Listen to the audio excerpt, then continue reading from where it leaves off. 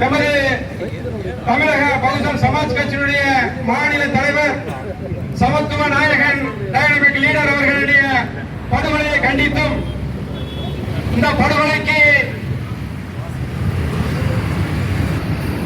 துன்பத்தை இதற்கெல்லாம் துயரத்தையும் ஏற்படுத்திய இந்த தமிழக அரசு மத்திய அரசுக்கு சிபிஐ வழக்குக்கு இந்த வழக்கை மாற்றக் கோரியும் இந்த கண்டன ஆர்ப்பாட்டத்தை கோவை மாவட்ட சார்பில் நாங்கள் ஏற்பாடு செய்திருக்கிறோம்.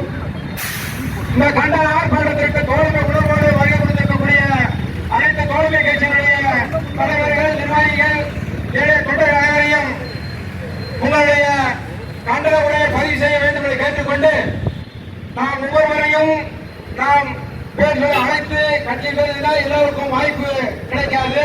அந்த காரணத்தினாலே சுருக்கமாக இந்த பேச்சை முடித்துக் கொண்டு, அதாவது தமிழகத்திலே ஒரு தேசிய கட்சியுடைய ஒரு மாநில தலைவர் படுகொலை செய்யப்பட்டிருக்கிறார் என்றால் தமிழகத்திலே ஒரு சாதாரண மனிதனின் பாதுகாப்பு என்ன கேள்விக்குறி என்பதை காவல்துறை கையிலே வைத்திருக்கின்ற தமிழக முதல்வர்களும் காவல்துறையினர் பதிவு சொல்ல வேண்டும்.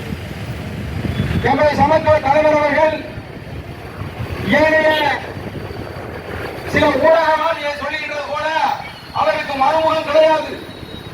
அப்படி மறுமுகம் கிடைக்கிறது என்றால் அவர் இன்னைக்கு 1000 வழக்கறிஞர் உருவாக்குவதற்காக 1000க்கு மேற்பட்ட சமூக ஊடகங்களை உருவாக்கி இருப்பார்.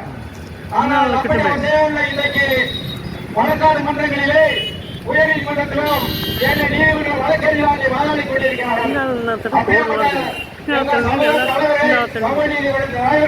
சமத்துவ தலைவரை தவறான வழியிலே ஏழைய ஒரு சில ஊடகவியலாளர்கள் ஏதோ அவரோடு ஒன்றாக இணைந்து ஒன்றாக அருந்தி சாப்பிட்டு பழகியது போல அவர்கள் பேசுவது நிறுத்திக் கொள்ள வேண்டும் என்று கேட்டுக்கொண்டு எங்களுடைய கண்டன உரைக்கு என்னுடைய தலைவர்கள் எல்லாம் பேச வேண்டியிருப்பதால் இதனை முடித்துக் கொண்டு உங்களுடைய கண்டன உரைகளை கேட்டுவிட அன்போடு கேட்டுக்கொள்கிறேன். ஜெய்பீம்.